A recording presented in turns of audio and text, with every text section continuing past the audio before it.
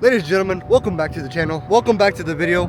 On that note, welcome back to the beautiful state of California, even though it's completely expensive to live. So, I wanted to record this video kind of at morning, daytime, somewhere around there. Apparently, it got super hot, so I was kind of like, well, screw it. Kind of just go in night mode. With that out of the mind, I kind of want to talk about today's video. And I know it's going to sound a little bit cliche. A lot of car owners, especially car people on the internet that I've seen all the time, you know, this is a pretty cliche thing. I know I'm probably late to the trend. When I first decided buying a sports car or another car, I was kind of thinking a little bit towards long term. It was either between the Miata and the Civic Si, specifically the 11th Gen Si.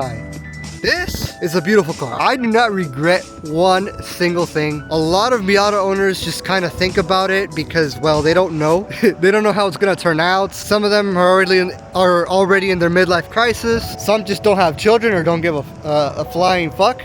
But but dude, I've been trying to meticulously take care of this vehicle for so long. You could even see the paint under the freaking light. Oh my god! Wow! I just washed it, so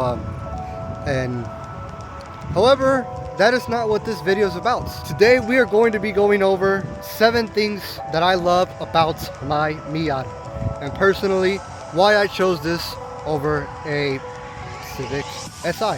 So, number one reason why I specifically bought the Miata. First thing I love about the Miata is the fact that it's lightweight. I think a lot of cars nowadays are pretty heavy. As the years progress, they're getting more and more advanced, which means more technology, more wires, more weight. There's nothing necessarily wrong with it, but having a car that's around 2,300 pounds and that's pretty tossable around corners, I mean, you get the best of both worlds. A lightweight sports car is really fun because you can toss it around corners and it'll take it.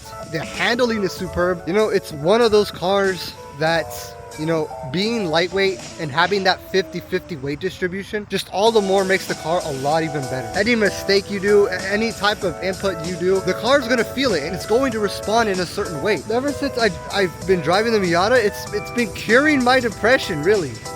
You know, a lot of people joke about that, but it's true. What do you want me to say? Reason number 2 why I love the Miata. One thing has to be noted is the handling that comes out of this car right from when it is stock. I've gone through some back roads, through some canyons off camera, and this car just takes it. It's so fun to drive. It's tossable. It's, once again, going back to what I said earlier on number 1. It's lightweight, you know, you can toss it around the corner and it'll take it very, very well. For a car that's rear wheel drive, it'll take it any day of the week. Having superior handling right out of the factory, that's a plus. You can't beat that, dude. I mean, I don't want to get too confident or too cocky. I can take on Mustang. Stop it. Get some help. I mean, if it's a curvy road, if it's a back road where we're talking about curves, a 2-way lane, bro,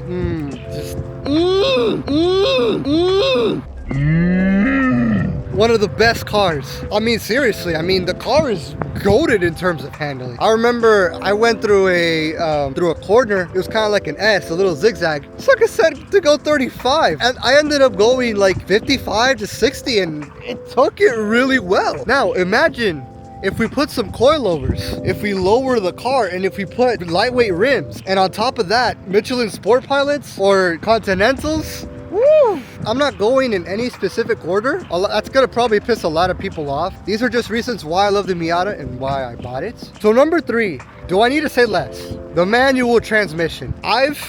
When I first got this car, I did not learn how to drive stick shift at all, like whatsoever. The dealership was pretty close to my house. Well, from my house to the dealership was like a mile and a half. So really, it basically required no skill more than just mastering the clutch at all. I remember, I just watched YouTube videos on how to drive stick, like nothing at all. Like I didn't even learn. I kind of did already know, but I didn't put it into practice. I didn't have any experience. And this is why this manual transmission is now, you may be wondering why this manual transmission is so good and why so many people appraise it especially around the car internet and whatever. The transmission is extremely adaptable to your input. You could shift crazy fast and it'll take it. You could shift smooth and slowly and it'll adapt. It's not a car that's going to fight you. It's a car that is meant to show you how to have fun, how to understand it, how to communicate with it. There's many cars with automatic transmissions with DCTs or, you know, your dual clutch. And don't get me wrong, those cars are fun. You floor it and you go fast. But having that connection between car and machine, you know, having a transmission that's gonna keep up with you and understand when you want to shift, it's just crazy. But I've money shifted this car once. I'm not gonna go into details because it's kind of embarrassing. I mean, I learned how to drive stick in this car, so obviously I'm gonna make some mistakes. And once again, it's one of the things I love about this transmission is that you're able to make mistakes and learn from them, and it's not gonna break down. It's a strong, reliable transmission.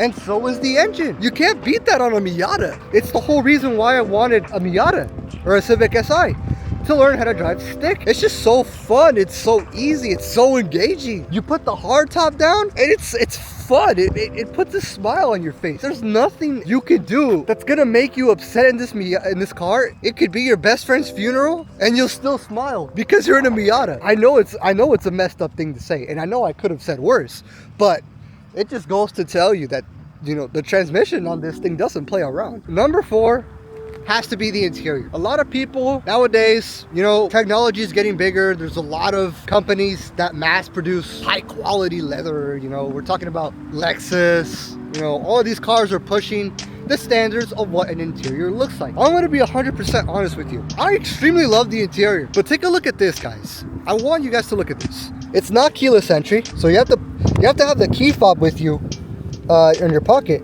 but a simple tap with a button and you kind of unlock it. And I turn on the lights here. This is the interior of the Miata. I got mine with brown seats. I kid you not, during the summer, they're a pain in the booty hole. But they're extremely worth it during the winter. These seats are nice, they're comfy. I'm 5'7", so I fit majestically inside. These are heated leather seats, by the way. But this is what I want to emphasize, guys. This has integrated speakers in the headrest, and it's a Bose audio system. You have a Bose audio system. You have an actual handbrake. You have your climate controls over here. A display, and we'll talk about that later because they did something amazing with the display. You have a decent gauge cluster with everything you need to know. Yeah, and if you get the Grand Touring model, you get a more quieter ride. You can't beat the interior. And Mazda is known to have high quality premium materials, not only on their MX-5, but on their CX-90, on their CX-50. If you look at their SUVs, if you want to go for a daily, obviously you're going to be sacrificing those materials in order for it to last longer. So that is what I have, pretty much number 4. Number 5, this Miata actually gets good gas mileage. Yep, you heard that right. I get really good gas mileage. Now, does it get better gas mileage than my Corolla? Probably not, but it's really close actually. I actually average around 27 miles per gallon, which, well, it's not too bad. Obviously, I thrashed this car a little harder. I get around 310 miles till empty. Not to mention, the gas tank is pretty small on these cars. Expect to fill up for like 9-10 gallons. I filled up this car last week with premium on almost an empty tank. Guess how much I paid? $42. A lot of people think it's a lot, but to be honest, here in California, it's not that bad. I kid you not, I could be getting a lot better. Number 6 has to be the fact that it's rear wheel drive. The drivetrain is perfect. I kid you not, this was actually the reason why I chose the Miata over the 11th Gen Civic Si. And just the fact that it was, I just stepped on a grasshopper, I think. Hold on, let me, I just stepped on a poor grasshopper, I think. Can you see? Look, yeah. I'm weak.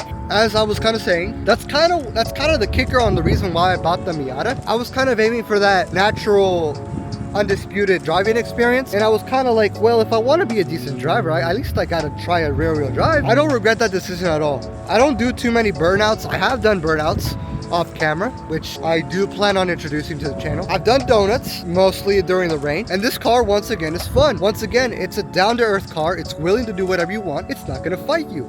And the fact that it's rear wheel drive, absolutely fun. It's phenomenal. Number 7, I'm just gonna leave this at number 7, just to wrap up the whole video. It has to do with the overall style. Need I say less? This is a very fun car. You look at this car and you go, wow, the exterior is nice. It looks aggressive. It looks happy with a demonic childish that's about to go do something wrong. But the paints, the way it sits, you know, it's a two-seater roadster. It's meant to have fun on the road. There is nothing that can change my mind about how beautiful the exterior looks like. You put some coilovers on this car, tint the windows, get some beautiful rims and performance tires, have this car wrapped, have a beautiful exhaust sound, which I already have, and this car brings you happiness. This car can cure depression. Just looking at the side angles, there is not a single regret about owning this car right here.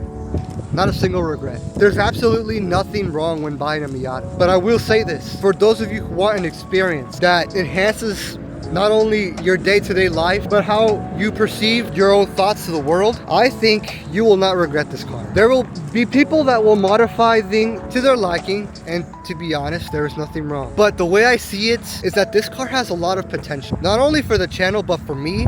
With the windows down and with the soft top off, I get smiles. People take me a lot more easier. They look at me and they smile me, and you know, I smile them back, and it's like, it's fun. It's a car that gives positive vibes, and that's kind of the point of what the car does. There's times where life has gotten difficult for me. I sit behind the wheel of this car. It puts a smile on my face. It gives you a sense of something good comes to those who wait. Something good always happens when you don't have to worry about everything.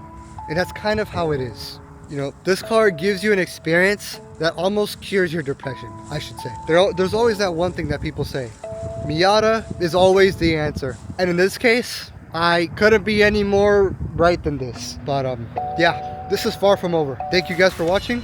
Like and subscribe. See you guys later.